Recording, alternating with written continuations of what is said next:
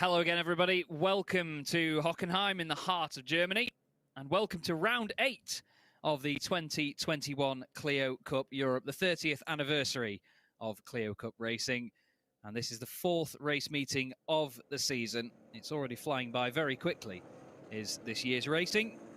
Certainly having a lot of fun with it as well. We had a fantastic race one earlier on that was decided on the final lap.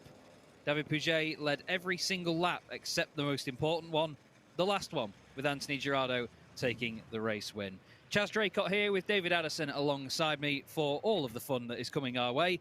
We saw a few cars in that last one, David, that didn't have a single straight panel on them at the start, and some that then didn't have a single straight panel on at the end. Are we expecting more of the same? Oh, probably. It's Clio racing. And we also saw some cars that didn't get to the start. Bizarrely, we had 3 delayed starts. One because of the weather, because the heavens opened as they got to the grid. But then on the formation lap for the first attempt after the delay, one car, that of Nicolas Abea, shed a wheel, fell into the gravel, delayed start, race reduced in time. And then we went again, and we had another one into the gravel trap, and that delayed the start again. But when they got racing, Chaz, it was all good stuff. It was indeed, yeah. A hell of a lot of fun to watch, and we will now look back at the highlights of it. We finally got the race underway. You can see even Girardo from the 4th row of the grid made an incredible getaway. Plenty of battling and jostling straight off the bat. That it was the aforementioned Girardo going past Romain Beauclerc there. Plenty of argy-bargy on the opening lap. That was Lionel Viguier, who would later on get involved in more. Marc Guillot went for a holiday into the grandstands over there and then managed to come back on, although a few places further back from where he started. We had Spinkovic and Alboy having a good fight in the middle, although Alboy making a bit of a mess of it as Viguier once again made himself known off the edge of the circuit. Jimenez and Bossi had a very close moment coming into the old stadium section, and Marc Guillot then started his comeback drive through the order. At this moment, trying to go between Spinkovic and Mayo, doing a bit of stunt driving, as David pointed out in the first race. This was Bordegaray, and we had Alonso alongside him for a good bit of a battle. Those two eventually came to blows a little bit. Lana Poudon held on really well ahead of Nicolas Milan, but Milan eventually getting through and going off, chasing Girardo. Bit of a moment there between the number 29 machine of Paul Hockenheim and Podium. Girardo locking up, trying to get past Pouget, but a couple of laps later, Pouget did the same thing himself, defending down the inside, and Girardo went through to take the lead on the very last lap of the race.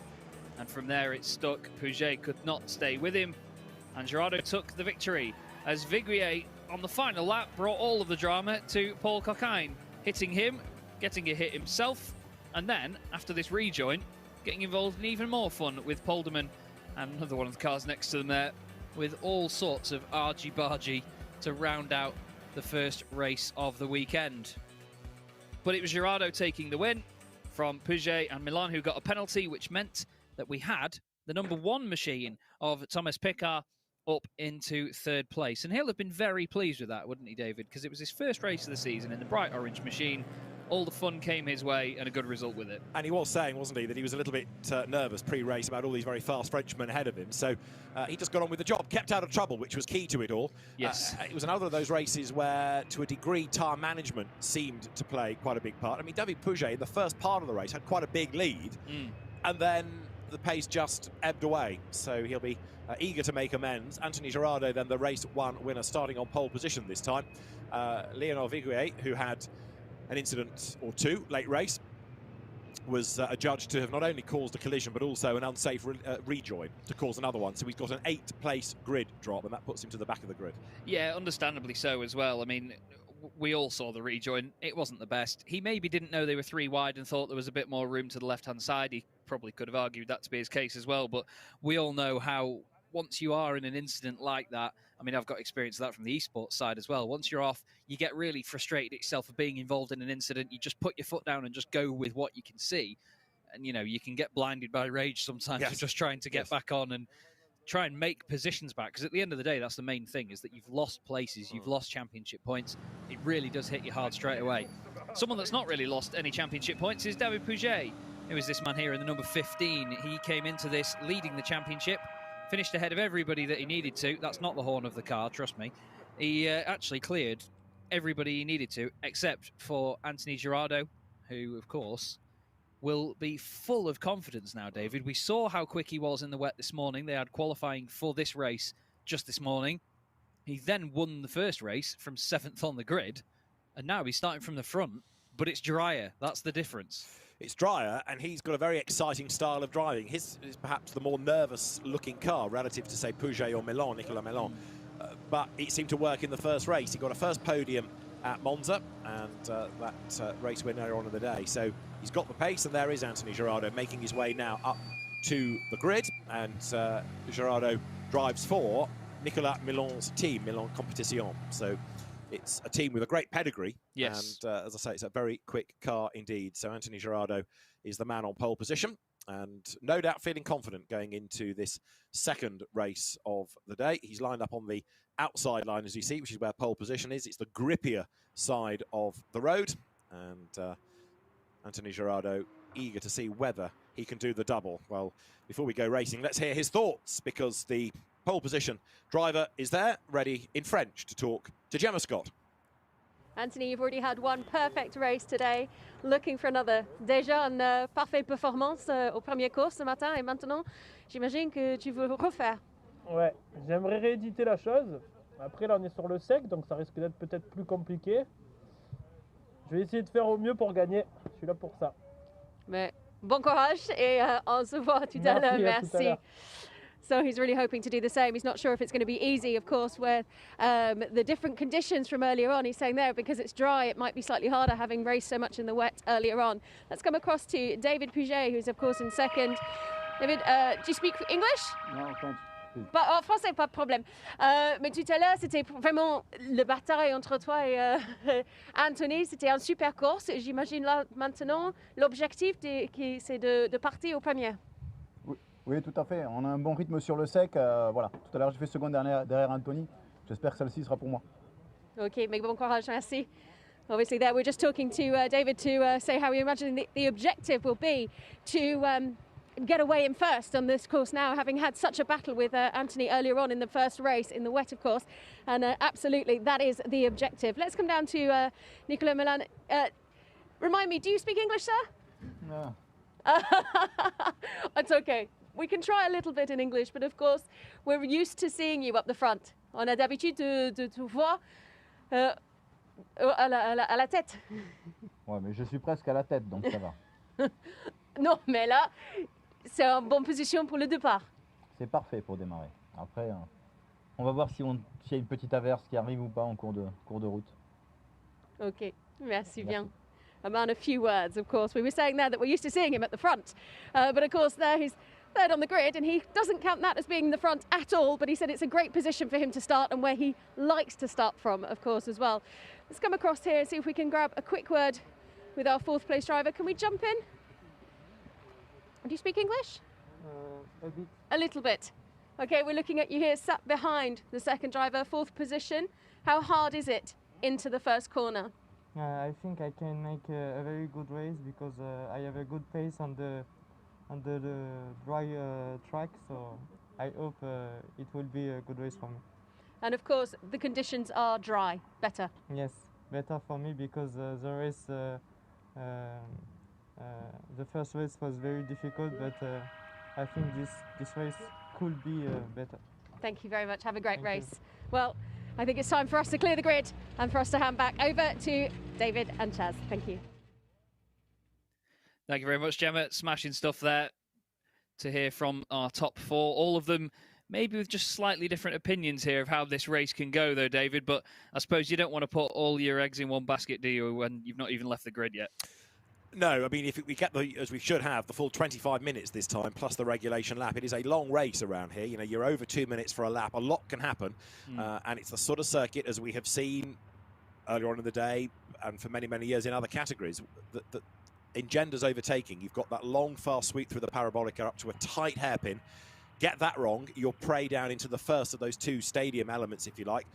Get corners wrong there, you're easy prey. And they've got another stadium section coming up straight after that. So really, that hairpin is key to the next half of the lap. Get it wrong there, you find yourself in all sorts of strife. And because of the switchback nature, left, right, where your track position is relevant not just for the next corner, but 2 or 3 after it. Yeah, that run out of the hairpin is a big catalyst for any issues if you are going to get absolutely freight trained. And in a championship like this, where we do get cars in a train chasing one another, it's very likely that if you get put offline, you're going to lose a lot. I wanted to just bring to your attention the number 1 machine, which brings itself to everybody's attention with its colour scheme. Thomas Pekar finished 3rd in the first race, obviously inherited that from a podium after finishing 4th on the road behind Nicolas Milan. But he is starting quite a bit further down here, 10th place in this race. I still think that we're going to be exciting enough on the warm-up lap. Nearly chucks it over the road there. But I think he's going to be really one to watch in this race here. This could be very exciting. Thibaut Bossy then is 5th with Kevin Jimenez in 6th. We spoke to the top 4, Gerardo, Puget, Milan and Bocler. Then it's Mark Guillot. Jerzy Spinkovic in 8th position. Obviously the challenger winner from the first race. Mathieu Lanapudong, he was great in race 1. Ahead of the Thomas Pekar number 1 machine that we mentioned there. Then it's Thomas Bordegaray ahead of Laurent Giardis in 12th. In the number 78 gentleman category with René Steenmetz and Stefan Polderman also together on the 7th row of the grid. Then it's Guillaume Mayo in the 99. Alongside him, Alexander Alboy down in 16th place. He's usually a bit higher up than that. Jeremy Bordegaray 17th with Andreas Stuckey in 18th spot in the number 9. Then we have Paul Hockenheim back out there after the contact near the end of the first race ahead of Horn in 20th. Then we have Michael Fay ahead of Nicolas Abea, who will hopefully make the grid this time with all 4 wheels still on the car. Henrik Siebel as well. He was the other driver that went off before the start of the last race, with Mariano Alonso alongside him in 24th. We then have Guy Frey and Gabriel Alonso, 25th and 26th. And at the back of the grid after the, let's call it a lively last lap, Lionel Viguier in the number 60. That point you make about Thomas Pekar, 3rd in the earlier race and starting 10th on the grid here, believe it or not, he's actually 1 place better than he started for race 1. So in terms of racecraft, don't rule him out. You know, again, keep out of trouble, let everybody else have their incidents ahead. It could come good. It's a longish race, you know, relatively speaking, for a 1-mate category. Track time essential for them. So don't rule Pekar out. There are more ways to gain places than just qualify at the front. Yeah, indeed. And in this race, one of the main differences is that they're going to be on slicks now instead of being on wets this time. So it's going to help their confidence a lot in the car. Maybe not so many lockups into the hairpin, but we'll have to wait and see on that one because there were plenty of them, especially from this man, Anthony Girardot. He tried so many times down the inside of David Puget, locked it up himself, but then the actual mistake came from Puget at the very end, and now they're on the front row of the grid to do battle once more. Well, absolutely right, and we've said that Girardot is an exciting driver, but Puget is very methodical. He doesn't make mistakes. We saw the odd lock-up, and it was odd because it was about 1 that he made in the entire race, and the trouble was it was on the last lap that did for him. But Puget has been the model of consistency all year. He's never been off the podium, and he knows how to win championships. He's won Clio Cup Spain, even if he's not won his home championship. 42 years of age is David Puget, lots of experience in that car, and he won't want to win the race at the first corner. He will know what needs to be done here. This promises to be a really lively race, and hopefully we're not going to have the track limit dramas that we did in race 1 for a few drivers like Nicolas Milan to affect things. Yes, definitely. It's always a bit of a shame when a penalty does determine positions, especially when they're as high up as the order as they were in that first race. The last few cars then just slot into place now. That looked like Mariano Alonso at the back of the grid slotting in as well. But the lights are going to come on then for round 8 of the 2021 Clio Cup Europe. And they're away now. Bit of wheel spin in the middle. That looks like Jerzy Spinkovic really lights up the front. Girardot straight over to defend from Puget. Puget then goes round the outside. He says, right, I can't get through that way. Watch this. Tries to get some sort of cutback. Doesn't work for him. Milan and Bocler still following him up the curb there from Pekar in the number 1 machine right behind. Who was that just in front of him? That's Lanapudong in the 111 machine. They all fan out so close together, though. Puget making sure Girardot stays down the inside. Milan nearly making contact with him. Bocler went round the outside. There's Mayo going around Spinkovic. Getting a good run out of there. And look at that, Bocler back down the inside of Nicolas Milan. Looks like he could have got that position made. Viguier's made a few places at the back. Still Girardot somehow holds on, though, David, down the Parabolica. This is anybody's guess, this. Well, it is. It's side by side for the lead, but that leading group is now 3 wide, nearly 4 wide, nearly 5 as they come out to the hairpin. Puget hits the front, but he doesn't know from whom to defend. As now up on the curb on the inside goes Milan. Into the braking area, Nicolas Milan tries to squeeze up on the inside. Others attack on the outside line, and Milan just about leads, but second is everybody else. That was unbelievable stuff. So many of them going wide there. Viguier involved as well at the back of that. all of them try and get back on. Oh, there was a car around in the background. That was either Steenmetz or Polderman. One of them went around 3 wide at the very front, though. They're still making contact. That was Pouget out of shape. Milan next to him. It was like some sort of NASCAR stuff down the Parabolica. That outside line was really working. Boakler makes contact with Girardeau. Milan goes off. Pouget's now in the gap in the middle. Is there going to be more contact? There's not. Boakler goes to the front. It's not Boakler. Sorry, it's Thibaut Bossy goes to the front. Apologies, 2 blue and white cars. Got confused, but look at this. It's an absolute pack of them all together. 2 by 2 by 2, just behind Thibaut Bossy. Girardeau now down the inside. Boakler's got damage. Boakler's had big contact, and he's got something broken on that car. You know, it's now Roman Broekler, I'm afraid, as he goes off through the right-hander. He's left bits of it in the gravel as well. After opening a parts franchise, that's definitely tickled David. Roman ruined, I was thinking, yes. But what an amazing first lap. I can't believe that the move from Boakler was amazing, because he was pushing Milan. He let him go on that outside line, then he cut to the inside. We can hear tyres squealing away as well. Flipping heck, I don't know where to look. Right, that's only 1 lap, 23 minutes to go. Out wide and sideways goes Girardeau. So at the end of the lap, it is Thibaut Bossy then who has the advantage-ish from Nicolas Milan in 2nd place. Anthony Girardeau is sort of 3rd, ahead of 4th David Pouget. 5th is Kevin Jimenez, where's he leapt up from. 6th is Thomas Pecart from 10th on the grid. 7th is Marc Guyot. 8th is Mathieu Lalampudon. 9th is Laurent Ziadus. And 10th, despite the damage still going, is Boakler off into the gravel. In the background goes... Was that Vigrier, possibly? Yeah, I think that might be a bad end to what's been a bad weekend for Vigrier. Abea gained 9 places on that first lap, by the way. Vigrier gained 10. Coquelin gained 7. Did it do it, well, I was going to say, yeah.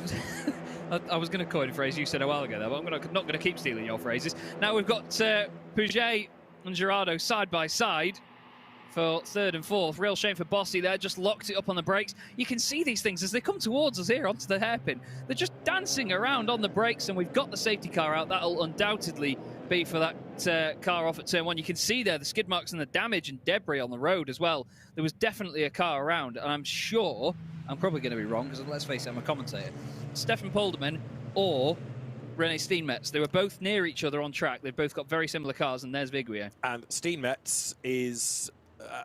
in an incident at turn 6, and it's being looked at. So I reckon it was Steenmetz, because he's the one that's been in an incident that's being assessed by race control. In the meantime there, to round out a pretty torrid day, Léonard Vigrier's TB2S car is being hoiked out of the gravel, which gives everybody else just about chance to catch their breath. And Nicolas Milan is now the race leader. He wasn't when they went over the line, but he is now ahead of Thibaut Bossy. Anthony Girardeau is 3rd. So... the player manager of Milan Competition, Nicolas Milan, is the race leader. And everybody else, as I say, is all queued up behind. So light the blue touch paper on the restart and stand back. But let's have another look in a moment at what happened on that first lap and try to piece together what happened to René Steenmetz, who is the man that set the fastest lap of the race in race 1. Right, out of the blocks, good start by Girardeau. Yeah, really good stuff. Nice defending work. Managed to put the car in the middle of the road, so Pouget was forced to go around the outside at turn 1. That didn't work for him. And even in the middle of the pack there, look, Steenmetz, and that was Mayo side by side. Bit of argy-bargy between Milan and Pouget. Then Bossy goes through. We're going to see here what happens. So Steenmetz is the white car in the middle with Orange Deck written on the back. Oh, contact with Mayo as he comes off as well. Bang into the wall. But I tell you what, that shows you how sturdy these Clios are. It wasn't really banged out of shape, was it? But well, the tracking was. I was going to say, yeah.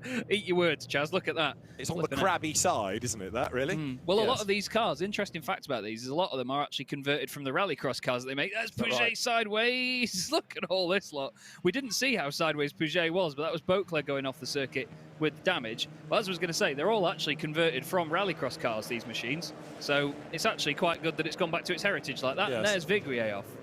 And that did for him. Stuck in the gravel, going nowhere. So, safety car stays out on track, and all of this eats into the 25 minutes of the allotted time before you get to that regulation lap. Hopefully, it won't take long to get the car out of the gravel, and it's straight across the road into the pit lane. So, you wouldn't have thought it was going to be a long interruption, this. So, we've lost Steenmetz, and also damage early on, I think, having come into the pit lane. One of them is... Stefan Polderman, and also having been picking up damage on the opening lap is Alexander Alboy, who is into the pits as well. Yeah, Alboy, I think, was just involved in that group right in the middle. I said earlier that he was a bit further down compared to where he normally would be, and Vigrier is actually back out on track as well. I said earlier, didn't I? You can't kill that thing with a stick. You definitely can't. No, There's gravel bouncing out the bottom of it as well. A puncture and a puncture. That's why it's all sideways. Look, the left rear's gone flat. And he's got gravel all over the road, and he's a lap down. And people have got their wipers on. Oh, you know, just to add this into the mix. Yeah, they're trying to confuse us. This will be interesting as he goes through another right-hander. But the pit lane beckons, I think, for Lionel Vigret. Yeah. If he gets that far. Oh, you just hear the rims scraping along the floor. It's not a pretty noise, but fair play to him for at least dragging it back. You know, it potentially shortens the time where we could be sat behind the safety car. Which is in this time, look, lights out. Yeah. Very pretty Renault Megane, that beefy-looking car. But look at them all now weaving. They weave so aggressively in these things that the actual rear wheels come off the ground when they turn left and then right, and then the opposing rear wheel comes off. Girardeau nearly spun the thing going into the hairpin on the warm-up lap. Look at this. They're all ready to go behind Nicola Milan. They're all ready to push forward. And I tell you what, we're just going to get more of the same that we had. Milan goes. And he goes very quickly. He knows what he's doing by now. But look at the train behind Girardeau. It is honestly like he's got a tow hook on the back of that thing. But we're back racing then at Hockenheim.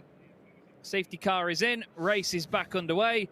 And as you could probably expect at some points this season, Nicola Milan leads the way. Thibaut Bossy second. Anthony Girardeau, David Pouget, Kevin Jimenez, Thomas Picard, Marc Guillot, Mathieu Lanapoudon, Laurent Giardis and Romain Beauclerc rounds out the top 10. Now, I thought Beauclerc had damage before, and that would have put him out of the race, but it's still going, so maybe just a little moment. Picard down the inside of Jimenez.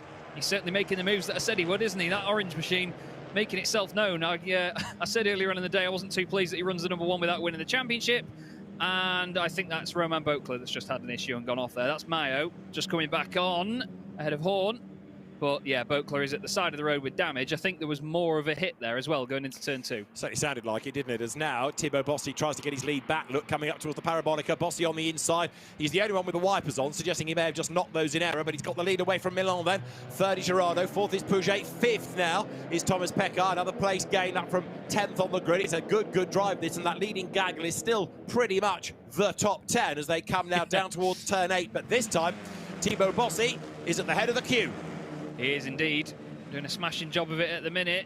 Right behind him, don't forget he lost that lead earlier after a lock up into the hairpin in front of Nicola Milan. There's Marc Guillot getting a bit of a encouragement there from Lanapoudon out of the left-hander. Oh, contact in the background. That's going to be a Bayer, is it not, with Bordegaray. And then he's got the 72 in there as well. Is that number 72 is Kevin Jimenez. It's actually Laurent Giardis in the 78 as Milan goes around. Look at that from Jimenez. There's the 72, he says. Watch this. Chucks it through the right. Very sideways indeed, but front-wheel drive nature, David. You could just chuck him in, plant your foot and carry on with it. It was a good save, though, that, wasn't it? Because for a moment I thought he was going to bounce back into the traffic as the leading quartet then, which is now breaking away ever so slightly from Thomas Pecard, comes into turn 17. Girardeau again with that very skittish-looking car right on the back of the team patron. But as they come across the line then, it is Thibaut Bossy who leads the way as they will come over the timing line. So Bossy it is for the TB2S squad, ahead of Milan, ahead of Girardeau, ahead of Pouget, and it's these four as one, pretty much, this enormous 16-wheeled Clio at the head of the pack. It really is a 16-wheel Clio. It's amazing, absolutely amazing. And Thibaut Bossy, out of these guys, if you looked at the championship before today, he's the one out of place. He's 7th in the championship coming into this race meeting. The other 3 were right up there in the top 5, but even still, we've got nothing to choose between them. But don't forget, Bossy didn't do Monza as an example. Yes. So you don't have to do every round. You can do these groups and, if you like, the championships within the championship. So Bossy was one that skipped Italy. But right now, brilliant lead battle, a 4-way fight. Milan back to the inside line of Bossy. There's a lock-up from Bossy on the rear wheels. Milan will go back through. Girardeau tries to open the door with his elbows and says, I'm coming through. And Pouget tries to buy into this as well.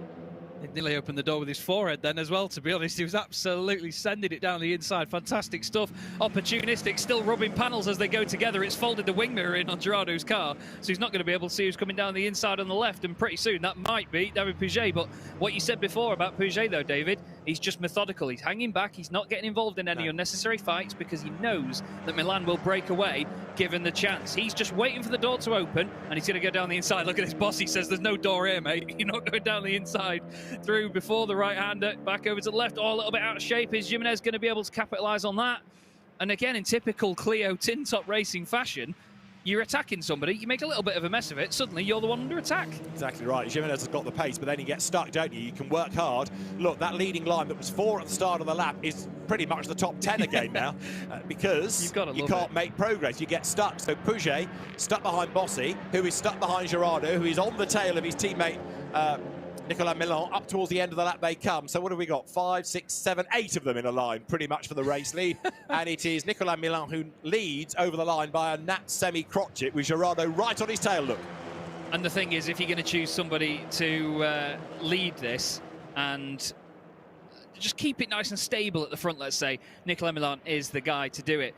And, of course, in the Challenger class, we have Jimenez leading that. He's actually done the fastest lap of the race as well, at 2 minutes, 0.780, as we have cars 1 and cars 2. Just having a little scrap together. That's Guillaume trying to get past Picard. Behind them, Lana Poudon as well. He's just watching, waiting for the chance. Everywhere you look, there's just battles going on. And somehow, throughout it all, Laurent Jardis is the only car on that time in town. And never mind, Marc Guillaume. They've managed to still stay where they started. I don't know how. So oranges and lemons side by side. Grillo to the inside of Picard. The leading 5 then dive into the Spitzkehrer. So the inside line goes Grillo. That is for 6th place. Mathieu Lana-Poudon tries to buy into it as well. The leading quintet now goes down towards turn 8, heading into the mobile curve. And look, Bossy is on the inside of Milan, because into the lead has now gone Gerardo. So Milan down to 2nd place. Is he going to be able to fight back? No, he's too far back for the lead there. Jimenez gets up the inside of Bossy, as does Pouget. So Thibaut Bossy rather dive bomb there, and he's in danger of losing to the back of the pack. And then Grillo in the background as well went really wide and then came back on in front of Picard, and they're still together as well.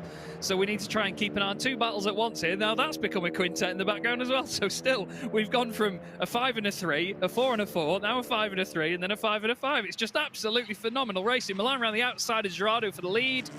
Doesn't look like he's going to make it work there, but he could get a good launch off the corner, carrying the speed around the outside. A little bit of a knock on the door there, quite literally, from Nicolas Milan. Bounce over the curve from Gerardo, shows you how stiff these cars are. But you said that Gerardo's car's really nicely set up. Look at that cutback, beautiful stuff. Absolutely beautifully judged. You'd say that was luck in the first race, wouldn't you, David? But that was absolutely magical. No, that was skill, because he missed him by 2 millimetres. That was all perfectly judged. Not the 1 millimetre. Absolutely. Right, Milan says, hang on a minute, this is my team. I'm going to lead. But look, Pouget, lap by lap, he's looking ever more committed, isn't he? He's upping his pace. He's running with them. He's getting more stuck in. Yeah. We've gone past the half-distance mark. And so now Pouget, with his calculator-esque brain, is thinking, OK, now I need to get on with this. But Bossy is fighting back. Jimenez is right there as well. And look, Pouget round the outside line at 2. That's the inside for turn 3. The road will come to him. Beautifully done. Absolutely gorgeous, that. Wonderful stuff by Pouget. But like you say, he's just turning the dials up bit by bit, lap after lap. Speaking of turning the dials up, Gerardo's going to be trying to think, what's the speedo going to go to here with this guy pushing me down here? Thibaut Bossy now involved in this as well. Jimenez on his inside, or what's going to be now the outside. Pouget's going for the race lead on Milan. Before you know it, looks sideways into shot the brakes. Wing mirror gets folded in, bit of contact. 2 wheels for Milan down the inside. Oh, he gets a shove as well. Oh, and he's been turned around the other way. Car snaps back around. Championship leader. He's been on the podium at every single round. Carries on. But then this carries on without him up front. Gerardo now down to 4th. Bossy, big jump over the curb. Amazing awareness then from Gerardo. How he did that, I don't know. But this is all helping Nicolas Milan, because he can run away, and now the quintet behind is starting to join in. And this is good news for Milan in the championship as well, because A, he's leading, and B, championship leader Pouget is off the road, losing places while he tries to fight back. So, having been keeping out of trouble for the first, half of the race, suddenly finds himself in strife, and just a tiny little brush, enough to unbalance the car, because it was all loaded up coming out of the hairpin. Tiny tap turned him off the road. So it is Milan now. Kevin Jimenez is up into 2nd place, really. 3rd is Gerardo. In 4th place is Thibaut Bossy. 5th is Marc Grillo. The other question is going to be, where is Pouget? 19th he was. He's got work to do, but he should gain places back. Yeah, definitely. He's got the pace to do it. But yeah, Jimenez absolutely flying. But look at that. Round those final couple of corners, Gerardo's just got something else over everybody. That car really pointy at the front, and you can see the guilty damage on the front of it saying, yep, it was me, Your Honour. Sorry about that. But just as he turns it in, the front end settles down so much on that front left corner. It's amazing to watch that thing at work. And then Bossy is right behind as well. This is what happened then. So there's the wing mirror folded in, and he gets the same on Milan's car. Milan on 2 wheels still makes the corner. Just just manages to lock the rear end onto the back of Pouget's car, and unfortunately it's then the way that it just spits back the other way as it finds some grip at the front end, and as you said before, the rear is along for the ride, really, isn't it, like stabilizers? Yeah, it was all loaded up, wasn't it? He was turning through the corner. It wasn't a big push, it was just a rub, but it was enough with all the load going to just tip the car. And around went Pouget. Went one way, then the other, and he's into the pit lane as well. So I fear that David Pouget is out of the race. Now, you get points if you're in the top 20, but it looks like the damage is enough, having hit the wall. So Milan not getting away. Jimenez is second. Third is Gerardo. Fourth now is Bossi. And Marc Guillot could be the not-so-dark horse in the bright yellow car, because he's inching his way up into the mix as well. So Marc Guillot, who lost out early on, he was 7th on the grid, fighting back as the leading quartet dodges left and right. Jimenez with a lock-up. Gerardo forced out wide, then down towards turn 9. Through they come, but Guillot is almost up with them.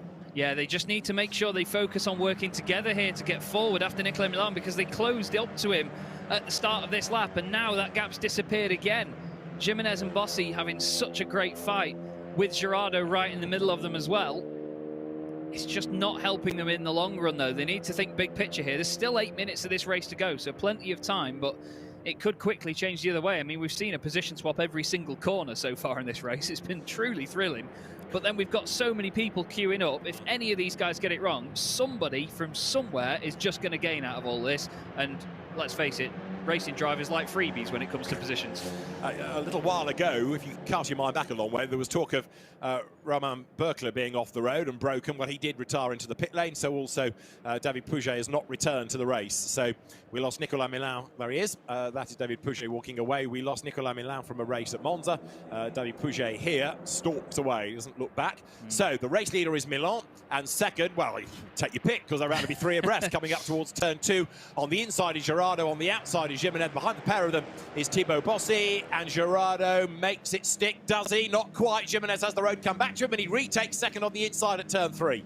And then Bossi's going to try and go through down the inside as well. Now Guillot's going to get a really good toe. No matter which way he goes here, he's got a big hole in the air punched in front of him. And you can see a massive visual difference in the pace here. He's surely going to have a look down the inside. Here is Guillot. Although Gerardo runs it all the way over to the right. He's dancing around on the back of that car. Not through the middle, Mark. Surely not. He says, yeah, watch this. Down the inside of Bossi he goes. The front bumper hanging off Bossi's car. Gets a really nice cutback. He's going to then try and go past Gerardo. You've got Jimenez off the road as well. 3 wide. Once again, David, these boys do not give up. Absolutely not. So down towards turn 8 they come once again. Guillot is the man on a mission. Look, 3 abreast. He's the one in the middle. Oh. They are absolutely so close to one another. They lean. There's a rub left, a rub right. Down they come. Jimenez gets the place back, and all of a sudden the queue has got longer because Laurent Prudhomme has joined in. There is also Spinkovic there behind them, and Thomas Pekar trying to retaliate. So one battle develops, it delays them, but what that has done is released not only Milan, but also Gerardo. There's 1 second between them, but the battle pack is 3rd, 4th, 5th, 6th, 7th, 8th. Down the order it goes. It's absolutely phenomenal. I don't think I've ever commentated with such a smile on my face for so long. Picard decides to just have a little dip into the gravel and see how that tastes, but he doesn't quite like it. Manages to continue, though, in the number 1 machine. 8th place at the moment, but anybody could take a podium spot here. My mind is baffled. We're really going to need to have a lie down after this, to be honest, but this is absolutely amazing racing. We would not change it for the world. Bossi gets a really good run out the final corner now.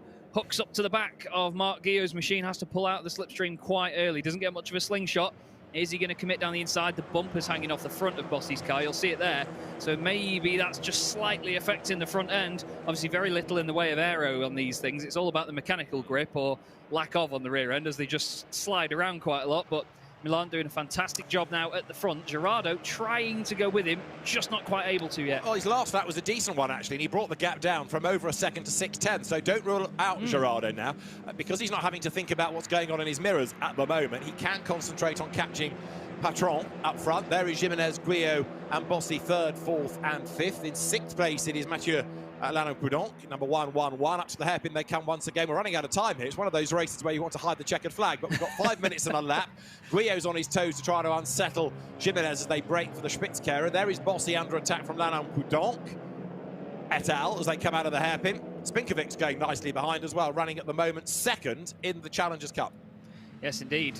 Although, no, 3rd, actually. Laurent Prudhomme 2nd in that. Oh, sorry, yes, Jimenez is way further up, isn't he? Yeah. We did have a big group of them all together before, but Jimenez doing a great job here.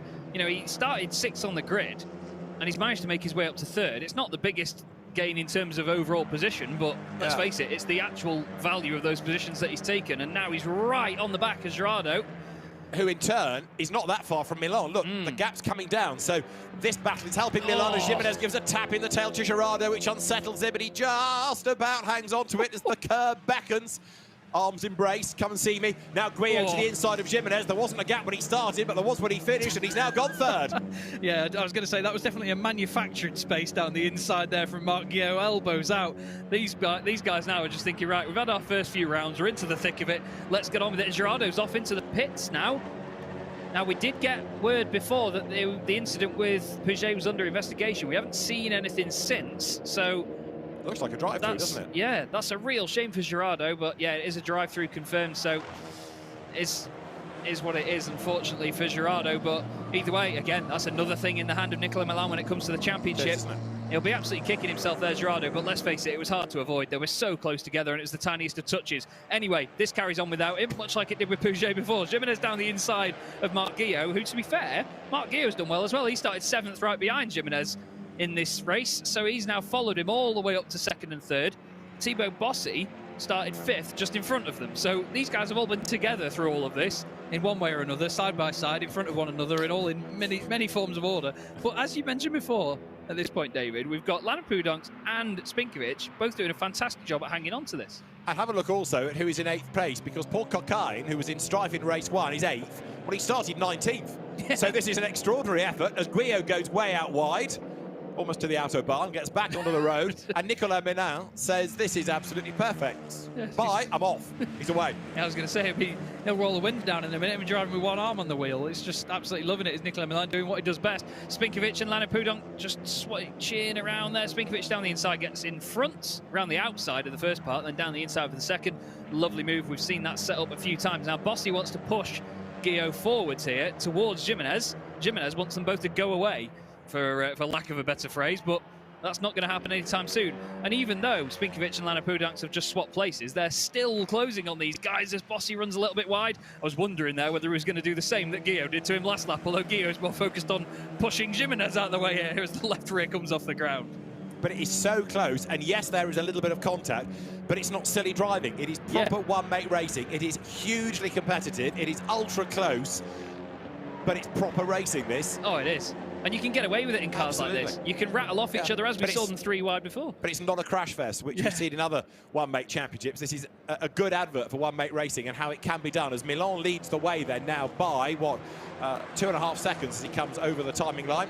It is Jimenez in 2nd place for the moment, Guillaume 3rd, Bossy 4th, 5th is Spinkovic, 6th Lana Pudonk, 7th is Picard, 8th is Hockenheim, 9th is Borgaray, and Nicolas Abbe, having missed the first race, is running in the top 10 in the second one. As there, back into 3rd place goes Bossy.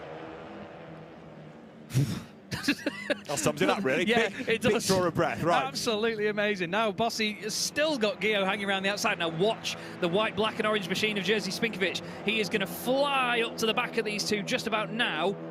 Now, is Guillaume going to run him out to the right-hand side, or is he more bothered about running Bossy over to the left? He's like, watch this wing mirror. Oh, well, there it goes. Manages to bend it in. Now, that actually hasn't helped him because he can't see that Lana Pudonks is there as well. Spinkovic gives him a little bit of a touch on the way in, I think. Runs in wide. Bossy's in there as well. All of them collectively get a track limits warning, I'm sure, for that. And look at that. Picard down the inside taking advantage. There's nothing subtle about that car, but what a brilliant move that is. Still 3 wide into the right-hander. But he's got the line. Tick, tick, tick. Place gained, place gained, place gained. All of a sudden, Thomas Picard is back at the races. Now, though, he's stuck, hung out to dry on the outside line. Let me in, he says. And a tap in the tail of Bossy unsettles him. There's nowhere for Picard to go except over the rumble strip and the curb, so he elbows his way back up on the inside there of Spinkovic, who gets into the side of Borgaray, and on they go. This is unbelievable racing. Spinkovic wing mirror now signing a petition to end its career. This is just insane, and obviously these two, Spinkovic and, of course, Lana Pudonks battling for 2nd in the Challengers Cup as well, as Jimenez is off into the distance. They're just rattling off each other here, David. There's not going to be anything left of them by the time we get to Misano. Battling to survive, I think. Nice to come out of the stadium this time, as getting forced up onto the curb there is Paul Hockenheim, in fact it is. So he's 6th now. Yeah, he's made his way into this. From 19th. They're facing the wrong way is 42, which is Mariano Alonso, the GPA racing car. Mariano Alonso will get going again, hopefully. He's another of the challengers, as Milan goes over the line. That's the easy bit. I can cope with that. 2nd is Jimenez. 3rd is Guillaume. 4th is what's left of Bossy's car. 5th is Picard. and then 6th, Lana Prudhomme, 7th is Hockenheim, and 8th is Spinkovic. And don't forget, Hockenheim's car as well doesn't have a straight panel on it, because he was in the contact with Viguier in the last race. We're on to the final lap of this. I don't know where 25 minutes has gone. Both of Spinkovic's mirrors just look like a pair of dog ears flapping in the wind out the window. He says, right, I don't want them anymore. Here, Paul, you have them. Watch this. Puts it down the inside. Paul has to get on the brakes. Pushes Spinkovic off. Spinkovic on the curb, flipping out. I tell you what, we're going to have to tell him to calm down, but I don't want to, because this is just amazing. Absolutely amazing racing all the way through. Not a single one of them taking a reserved approach to this. Nicolas Milan off in the distance. Now we've still got this going on. Bossy and Guillaume. Oh, big slide by Bossy there on the way in. Big lock up. Is he going to try and get some sort of cutback? He is. Does he get alongside? Just about, I think. You can see Guillaume sort of like moving over to him saying, come on then, come on, I dare you. Have a go. It's just... Oh, I've loved every moment of this race. There's Jimenez second, of course, winning the Challengers Cup at the moment. They're still joined at the hip as they go through there. That's actually helped Guillaume, because that's put his wing mirror back where it should have been before. But he arrives a bit too rapidly at turn 8, scrabbles out wide, so Bossy looks for the inside. Thomas Picard is almost with them, with only a handful of corners to go. Bossy given the outside line. Can he duck across and get the inside as they dive down to the stadium? He's going to try, but Guillaume, with the world's widest Clio, manages to hang on to 3rd place. Bossy can't find a way by. But Nicolas Milan is on target then for a 4th win of the championship. And it's been another mighty impressive drive. I tell you what, from his point of view, this won't have looked like that much of an exciting race once he got ahead of everybody. But he's going to watch this back, I hope, and just go, oh my life, what did I avoid? But into the final corner then, there he is. An enormous amount of championships under Nicolas Milan's name. And another race win to go with it. 4 races this season for Nicolas Milan. Fantastic drive. Jimenez wins the Challengers Cup again. Guillaume somehow has a podium ahead of Bossy, Picard, Lana Prudhomme, Spinkovic, Hockenheim, Abea and Bordegaray. But look, nobody else anywhere near this top 8.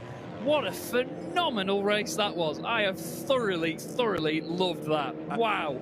Wonderful racing all the way through. There are 1 or 2 hard luck stories as ever, as here Laurent Ziadus comes through to, having lost a place towards the end, claim another good result within the gentleman drivers section of the race. But does he win the class this time? The answer is no, because that goes to Jeremy Bordegaray in 10th place. So Ziadus loses out, but he has had 1 win earlier on in the day.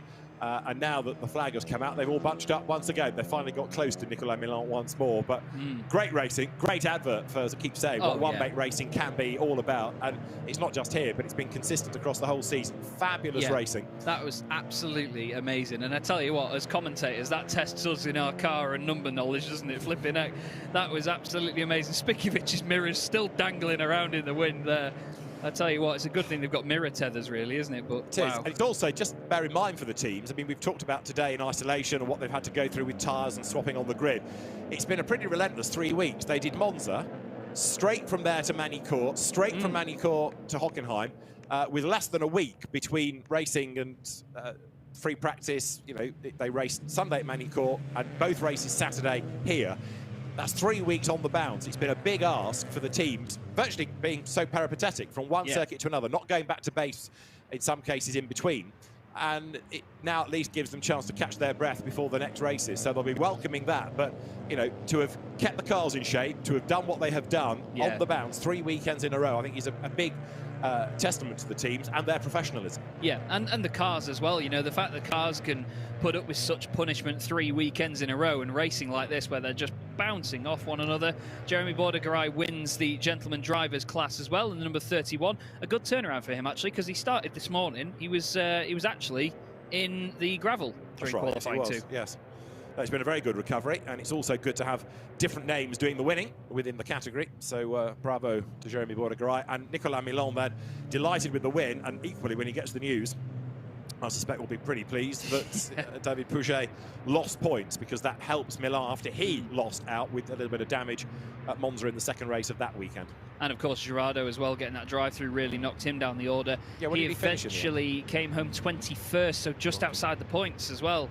So he'll be really gutted about that. But You know, it was, in a way, nothing against Gerardo, but it was good to see the justice done on that incident as well pretty quickly. So, you know, both of them did lose out, unfortunately. But, yeah, what an absolutely... That was just a heart-stopping race. There's so much going on. So many moments where, if these were any other types of cars, your heart would have been in your mouth with some of the contact you had, and it would have been race-ending, but they all carried on. And what you said about there, what's left of Thibaut Bossi's car, I'd love to see a picture of it, because, again, we won't have a straight panel on it. But there are your top three overall. Nicolas Milan, Kevin Jimenez was very impressive. Marc Guillot as well going with him. But it's a familiar sight to see Nicolas Milan getting out of the car with a race win to his name. 4 wins this season then. And once again, cementing why he's won so many championships. I believe he's won 11 in total in the Clios, and he's going for his 12th, something like that. On that something scale, bonkers. Yeah. He's won in France, Spain, the European titles, I mean, you name it. I think he's 10 in France alone. It's a remarkable pedigree that Nicolas Milan has. He's showing no signs of easing up, is he, with yet another win? I mean, the commitment is here because he's doing the whole season, plus Clio Cup France. So an excellent job by Nicolas Milan from Kevin Jimenez, his best of the year, and Marc Guillot, a welcome return to the podium. And there is Nicolas Milan, who is the race winner. In the end, nearly 3 seconds to the good. And Nicolas Milan is with Gemma Scott. Nicolas, congratulations. That was an incredible drive. Félicitations, c'était un super course. Ouais, merci. C'est vrai que le début était vraiment divertissant. On s'est beaucoup amusé. C'est un petit peu dommage qu'il y ait eu un accrochage là entre, je sais pas, David Pouget, Anthony Jurado, tout ça. J'aurais bien voulu finir la course avec eux. Mais bon, pour le coup, pour moi, la fin, c'était plutôt tranquille. Mais le début, c'était vraiment, vraiment très chouette. Merci et encore félicitations. I'm just saying there that at the beginning there was a lot of difficult contact between himself and David as well. But at the end, he was a little bit more calm and able to take it a bit more easily.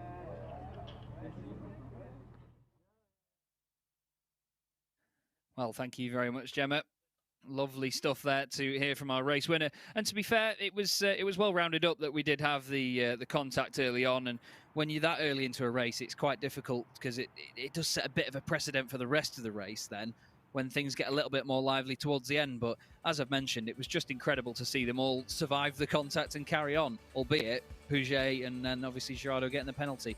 Milan takes the win then, just under 3 seconds ahead of Kevin Jimenez, who wins the Challenger Cup, with Guillot third, Bossi fourth, and Picard finishing fifth from 10th on the grid.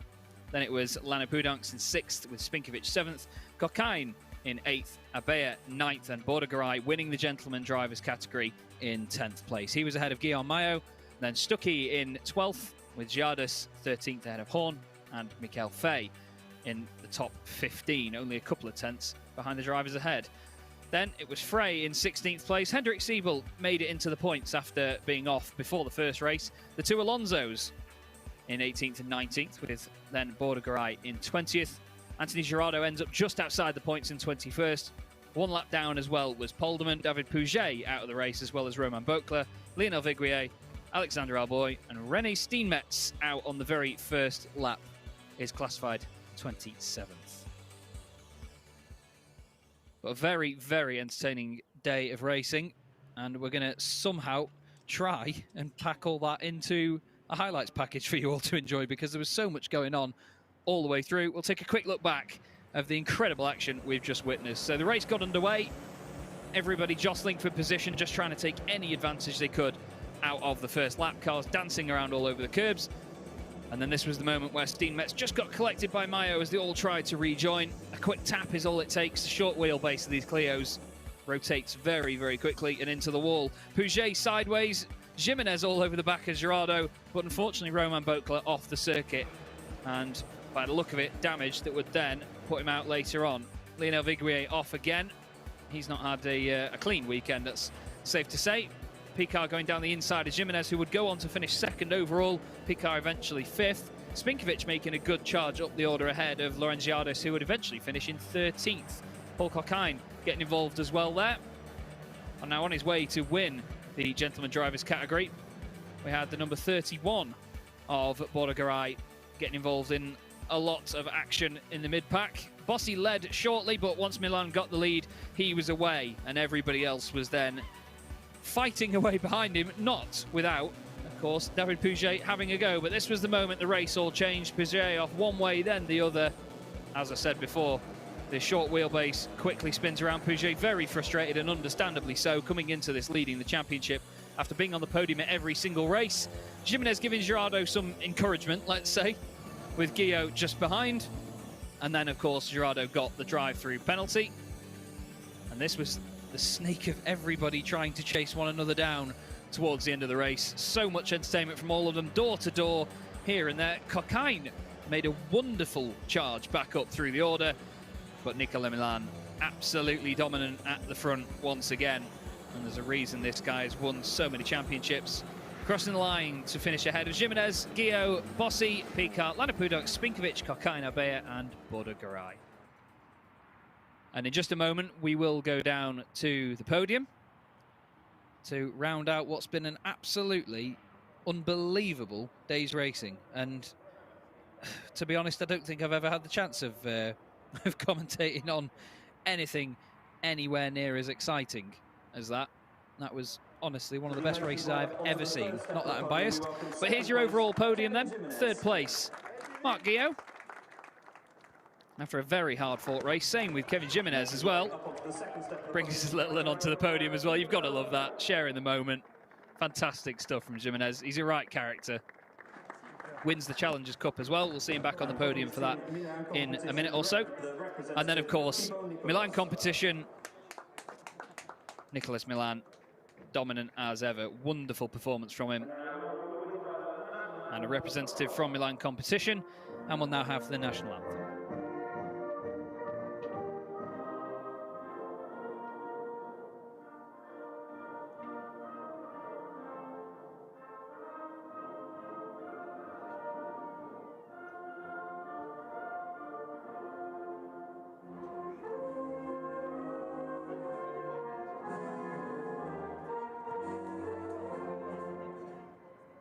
Congratulations, gentlemen. If you could lift your trophies up high. And there we go. That is your overall podium then. The top three positions. Kevin Jimenez we'll see back up there in a moment, as I said.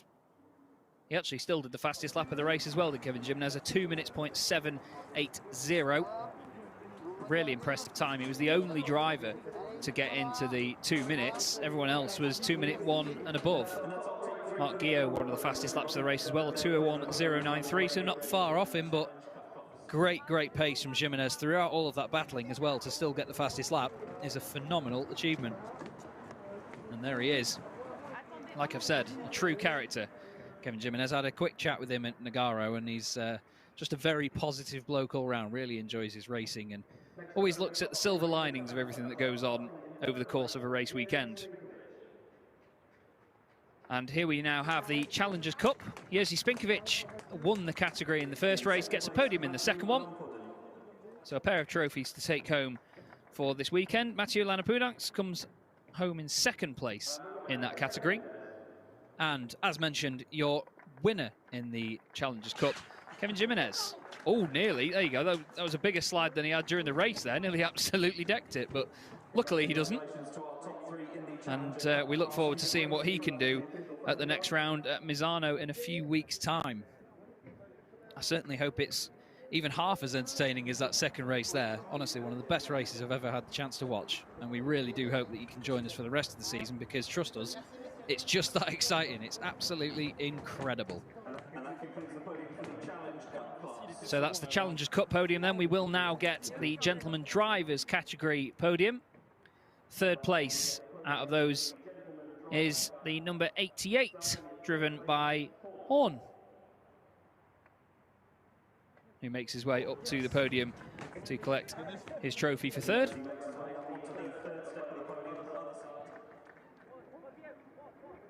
He's gone to the wrong side of the podium, unfortunately.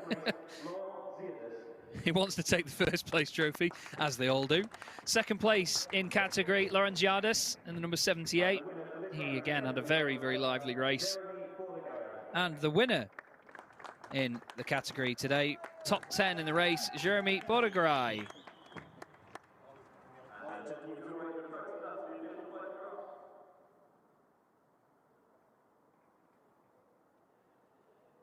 And the gentlemen all raise their trophies together, pose on the podium. and they will be full of confidence in their respective category to then move on to Misano. Obviously, we have different classes or different groups as such. There's A, B, C, and D throughout the championship, which combines all of the different series together from all over Europe. But we hope that we can see you at Misano in a few weeks' time. It's been a wonderful day of racing here at Hockenheim. My name has been Chaz Draycott. It still will be next time. David Addison has been joining me as well. Thank you very much for joining us. We'll see you in Italy.